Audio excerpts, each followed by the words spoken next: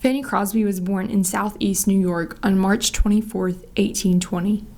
Fanny lost her eyesight at the early age of 6 weeks. Her father died during her infancy, and her mother was left to rely on her own parents. Fanny had a happy childhood. Her family taught her about the world around her. Fanny loved to write. Her first published poem was in a newspaper in 1828.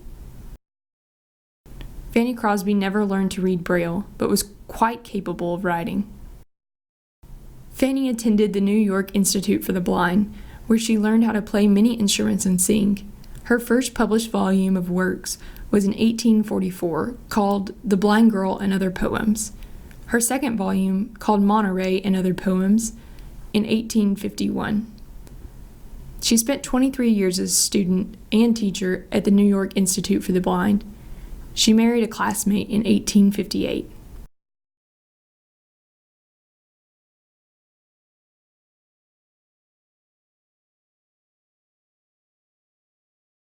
In 1850, Fanny Crosby was redeemed one day in a church amidst hearing Isaac Watts' hymn, "At Last and Did My Savior Bleed."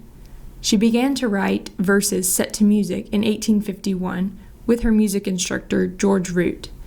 A pastor once told her he thought it was a pity that God did not give her sight among her many gifts, to which she responded, "Do you know, if at birth I had been able to make one petition, it would have been that I was born blind," said the poet, who had only been able to see for the first 6 weeks of her life. "Because when I get to heaven, the first face that shall ever gladden my sight will be that of my Savior."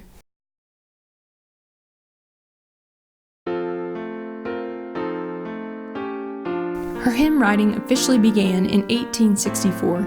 She worked with William Bradbury, who was an organist, composer, conductor, piano maker, and music publisher. Bradbury began to see the need for hymns in the Sunday school movement. He enlisted Crosby to be a part of the first hymn text, which sold millions.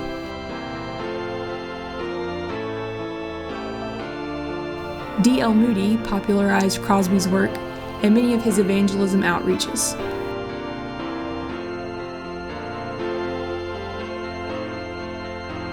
Ira Sankey compiled several revival hymnals which had over 70 of Crosby's works in it.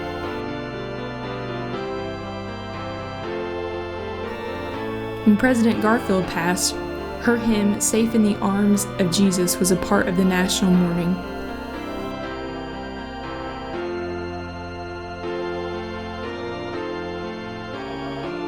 Her hymns had an impact during her own lifetime and long after. Her hymns focused on salvation and Calvary. Crosby rarely focused on judgment or hell. Fanny Crosby was heavily connected with the Methodist Church, though today her hymns are often sung in many different denominations. Some of her most famous works include "Safe in the Arms of Jesus," "Pass Me Not, O Gentle Savior," "Jesus Keep Me Near the Cross," and "Rescue the Perishing, Care for the Dying." Fanny Crosby wrote over 8,000 hymns during her lifetime.